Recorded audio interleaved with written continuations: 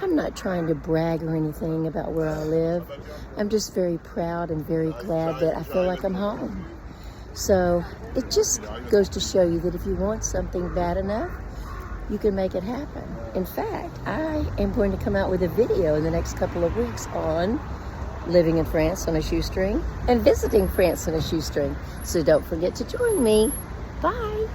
I wanted to show you this area because this is the area where there will be a market tomorrow, and tomorrow I'll be taking a video of the market, but this is where it will be, all this empty space. Even though it isn't running, I do have to show you the carousel. It's just one of those things that melted my heart. I guess it just hit the childlike part in me. I used to ride it, and of course I always rode the horses because I was always such a horse fiend. But anyway, can you imagine how old this is? Look at that. This is not Disneyland. This is art. Just showing you a little bit of the town. There's a beautiful hotel over there.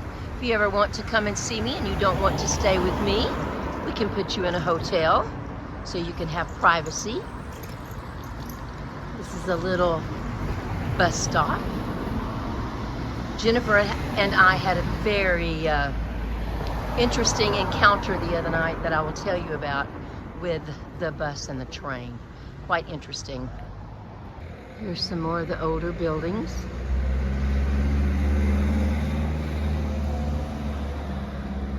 And the pansies are very pretty. They remind me of my mom. My mom had pansies every year.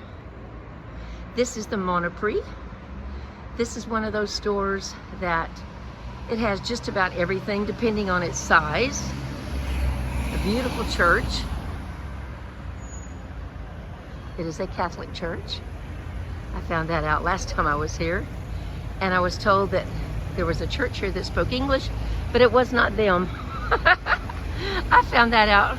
But look at all the neat apartments up there.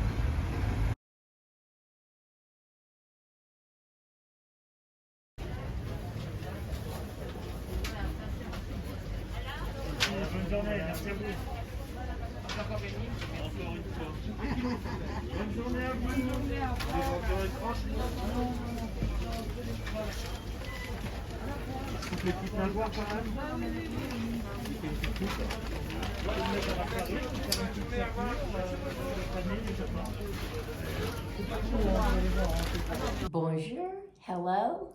This is Janice in France. And I'm just going to be very informal today and just sit and talk to you. And my subject today is me. Yep, all about me. I've had so many people ask me questions about what is your background, what have you done, how did you get this far, etc., etc.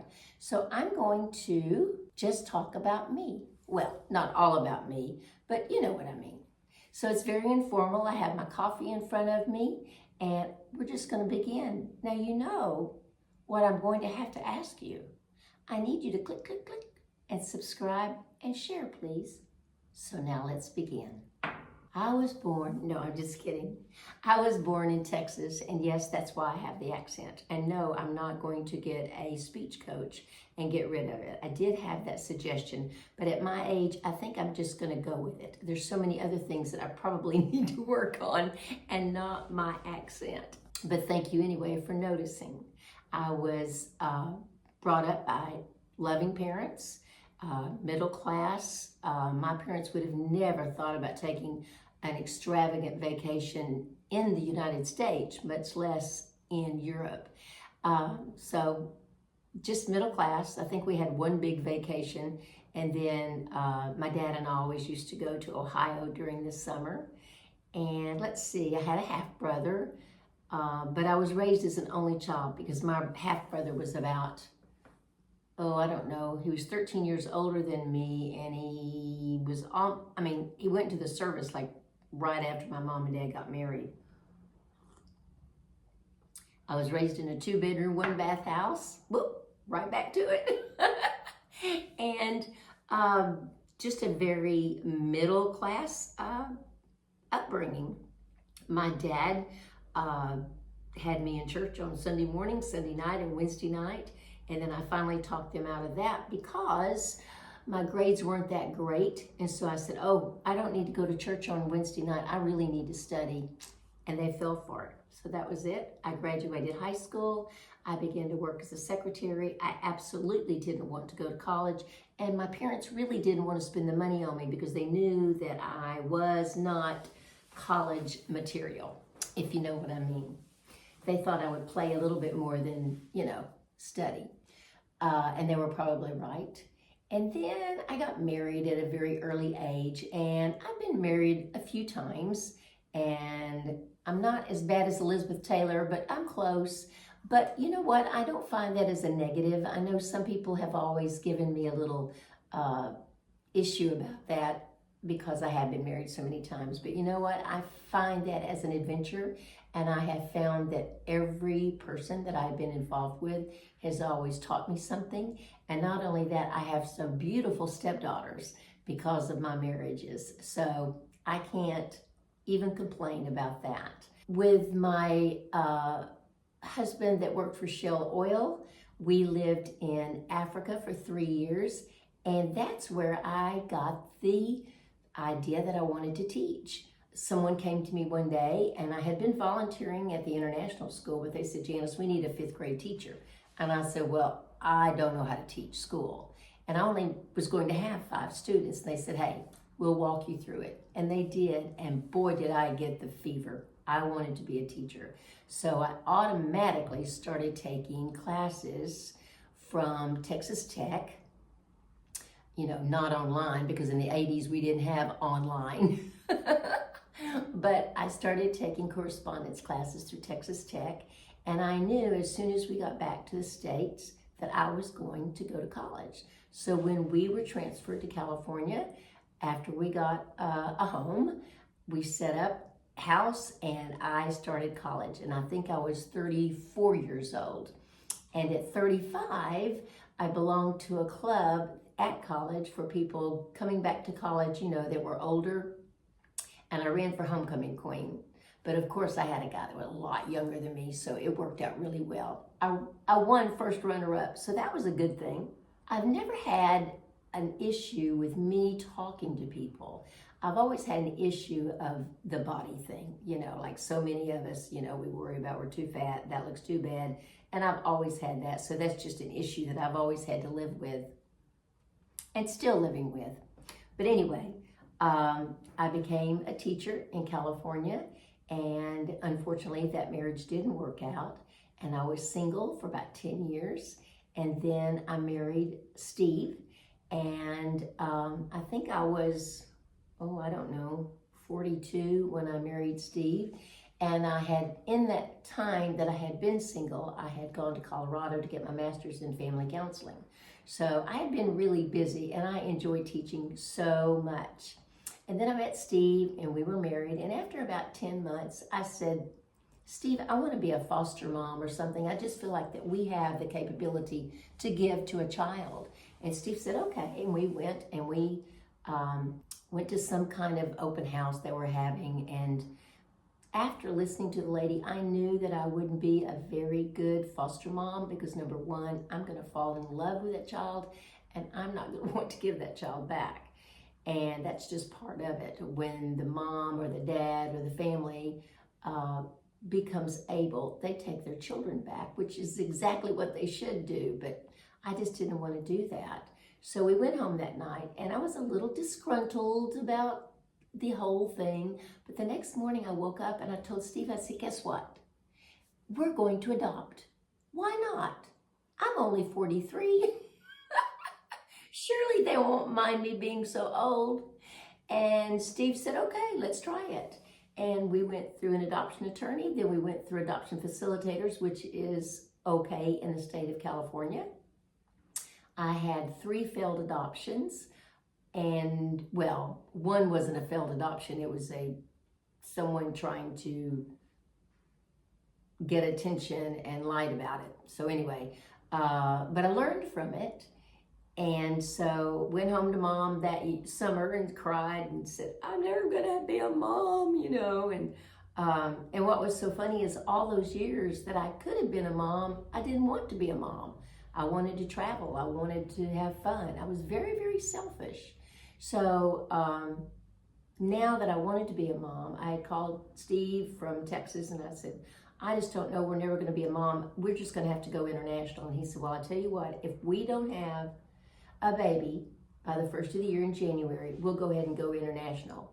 Well, when I hear that, that means yes, we're going international. So I went ahead and started working on the paperwork. And then, because I had been taken advantage of, I kind of turned the screws on those people and said that I had been out $5,000, which was not a lie, that I was not going to get back after being matched to this woman. And I had found a little bit more experienced adoption facilitator. So I told him before I left town I wanted $5,000. I got the $5,000 and immediately went back to Texas to visit my mom, and then I contacted this facilitator, sent her the money, and we started the process because either this was going to work or either I was going to have to go international.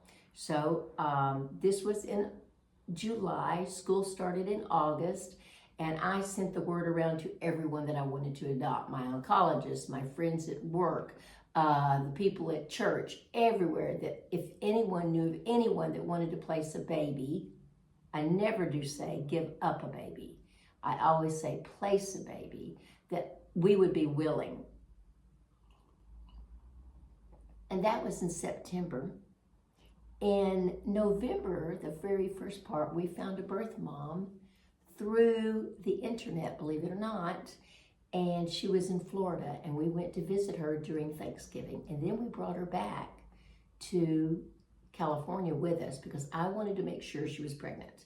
She had had some pregnancies before and had some issues and had her children taken away. So I wanted to find out from our attorney where we stood, and also wanted her to go to the doctor. And believe it or not, while she was at my home, the second night she was in town, we were getting ready to go out to dinner with a good friend of mine, Jeannie, I got a call saying that we had been chosen and we would be parents in a week. This was a Thursday we got the call.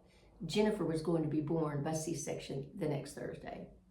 Well, of course, I got off the phone and I was just elated. I wasn't sure what to do. I had to go to the bathroom and just kind of like scream to myself silently.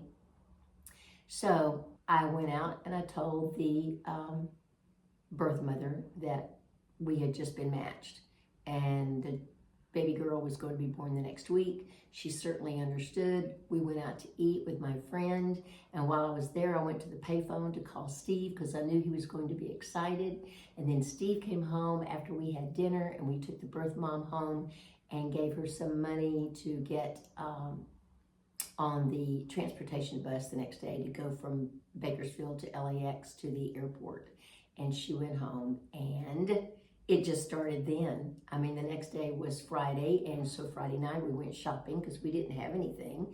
After 3 failed adoptions, I didn't want anything in the house. So now we knew we were having a girl. So Saturday we did call the place where we had our furniture on layaway, and we had it brought in on Monday. During the weekend, that little bedroom that was going to be Jennifer's had been Steve's office. So now Steve put his office out in the garage, and now it became Jennifer's bedroom. And Saturday we shopped, and Saturday night we shopped, and Sunday we shopped.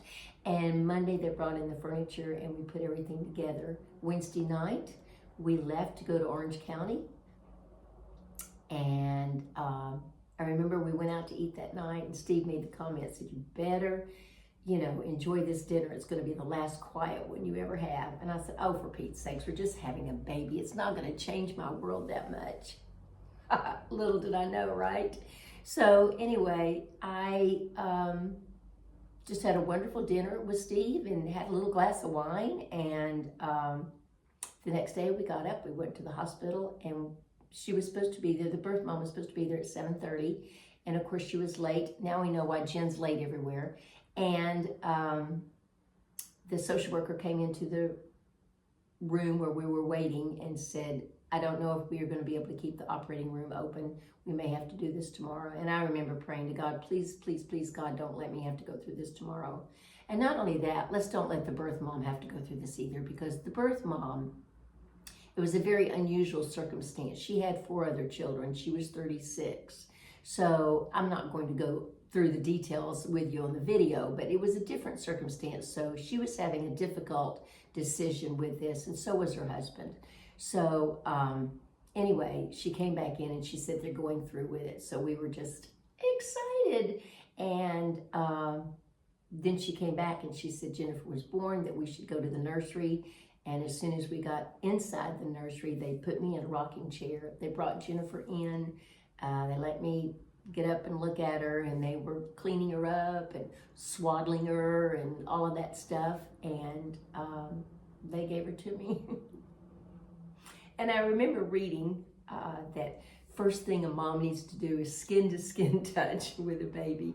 And I remember opening my blouse up, and I put that baby there, and I thought, oh God, how blessed I am. That was the most wonderful moment in my entire life, of having that baby on me, skin to skin. So I just felt very blessed. And then we were able to stay there as long as we wanted.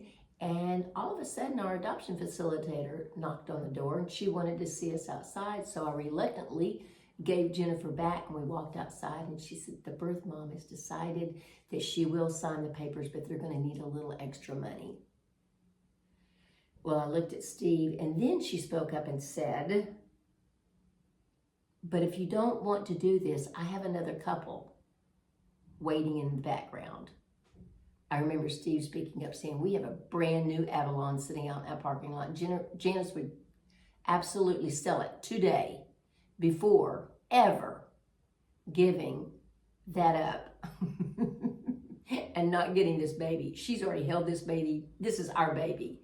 So, of course, we got in the car and we went to a part of LA that, you know, neither one of us were familiar with. We went to the attorney's office. We paid the attorney by check.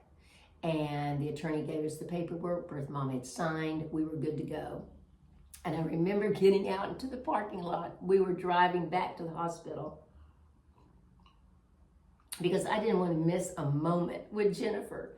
And I asked Steve, I said, Steve, do we have $1,700 in the bank? And he said, no, but by the time that check gets there, we will. And I remember thinking, oh, Lord, this is just cutting it a little bit too close. But anyway, I've always been a late bloomer. I guess this whole story was about that. I went to school late. I was a mom late in life. And then after Jennifer, we traveled and we did all the wonderful things that a family should do.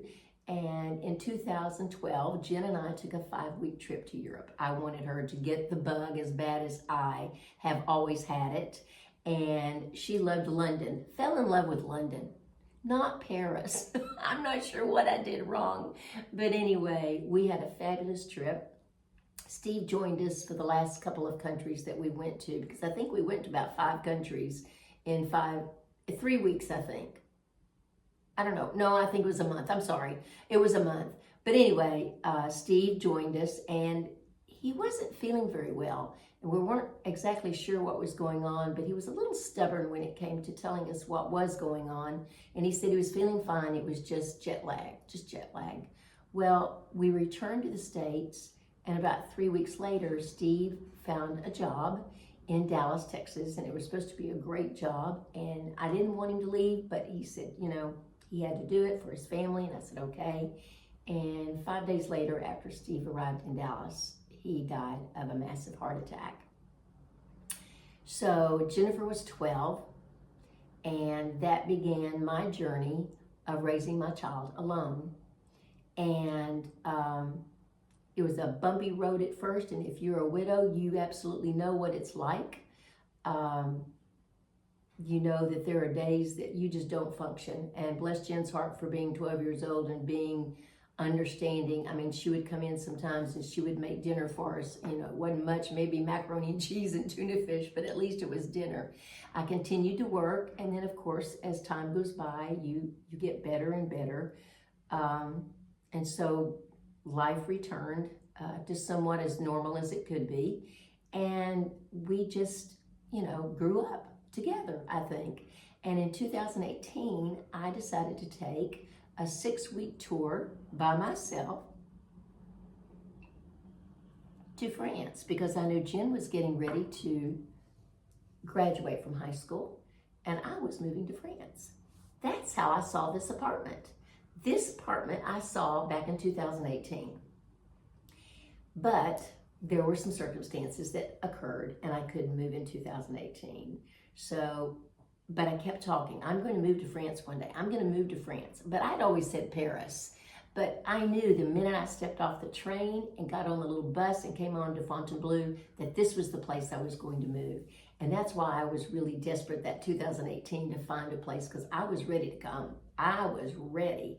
But Jennifer wasn't ready for me to leave. It wasn't the best time in her life, and my life, I guess, at that time to take off. So I waited. So this past May, when I decided to make the decision, Jen was out of the house.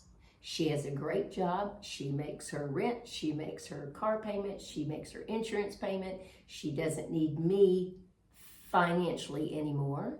And I'm a retired school teacher of 25 years. And I was working at Cracker Barrel part-time. I was tutoring part-time. And I came home one day and I said, you know what? I don't have any adventure in my life. I go to work, I come home, I go to work, I come home. You know, this is just not what I want. I don't want to end up in a nursing home going, okay, I could have done this or I could have done that, but I just didn't want to take the chance. So I called up my daughter and I said, Jen, I'm moving to Paris. And she goes, what? I said, I'm moving to Paris. And she said, okay, Mom, whatever you want. And I don't know that she really took me seriously, but it started the ball rolling. I got a hold of the VFS. I had some paperwork sent to me. I figured that all out. It was an issue. I guarantee you, anyone that wants to get a visa to come to France, I don't know about any other country, but it's a pain. It isn't necessarily that it's difficult. It's just they want so many things. And so I did that, and that's what got me here. And I just decided, I don't want to just stay at home and not have adventure. And then one of the things I wanted to let you know that probably I have not admitted to, but there were many times that right before, at least a month before, I was saying, what in the heck am I doing? I lived on a 100-acre horse farm, which I love horses. I lived out in the country. I mean, I could open the door, the cat goes out, the dog goes out, the dog comes back in. There was no issue. I could leave my patio door open during the day and the dog and the cat could go in and out, and it was perfect. There was only 6 homes on the property. I had a great landlord. I mean, it was just a perfect place to live. And I thought, why are you going to leave here? What is wrong with you? Why can't you just be satisfied? And I thought, well, I don't know. It never has been my personality. I mean, look back. I wasn't satisfied not being a teacher, so I became a teacher. And then I wasn't satisfied just having a bachelor's. I wanted a master's, so I went after a master's. And I wasn't satisfied not being a mom, so I became a mom. So this is when I said I'm not satisfied just living here, being complacent, just letting life pass me by. So I thought, I have to do this. And then I thought, maybe someone else out there would like to do this too. And then I thought, I'm gonna make my YouTube channel about make it happen. And then I met Hannah and she said, okay, Janice, let's think about this. You're moving to France. Let's just make it about you and your move to France and what you do in France, et cetera, et cetera. And I thought, okay, so we started the YouTube. And then I started a Facebook page called Janice in France. And everyone just has been very, very kind. So I thought, I'll just do this. And when I get over there, I'll continue the YouTubes and I'll continue talking about France. But most of all, I want to continue to talk about inspiration. I want to inspire you. You don't have to move all the way to France, but maybe you've always wanted to visit all the baseball parks in the United States. Get with it. At least go to 1 or 2. Make a plan. Maybe you've always wanted to take, Rumba lessons or something like that. Make a plan. Maybe you've always wanted to get a pet and you never have. Get that pet. There's so many out there that need to be rescued. So part of me being Janice in France is wanting you to be inspired that if this 70-year-old lady can uproot herself and the dog and the cat, you can do it. Maybe you don't want to move to France. That's okay. Maybe you want to move to Italy. Maybe you want to move to the UK. Maybe you want to move to Wales. Maybe you don't want to move at all, but there's something in town or something in the state or something in the States that you've been wanting to go see. Maybe you haven't been to the Grand Canyon. Maybe you haven't been to California. Maybe you even haven't been to Vegas. Make it happen. So that's about everything I wanted to talk about today. But I kind of wanted to show you a little bit about me and my personality. It's like I've always had this itch. I've got to have a little bit more. I want a little bit more. And it isn't necessarily that the grass is greener on the other side. I just want to see the grass on the other side. And then I'll make my decision. So I'm not always wanting to just move around, but I am always wanting to live life. And that, I guess, is my message to you today. I want you to live life, and I want you to be inspired. And I want you to just say, hey, I can do this. You can take little steps. You can take big steps, or you can do like I did and take a monstrous step. But the main part is take that first step. Thank you so much. I hope you've enjoyed this video. Once again, if you have enjoyed this video, I want you to click, click, click, and subscribe and share. And my next video, you're not going to want to miss it. It's going to be about how to move to France. And you can pretty much apply it to any other country on a shoestring budget. Because if you think I have a lot of money as a retired school teacher, you better think again. Thank you so much. I love all of you. I appreciate it. Bye.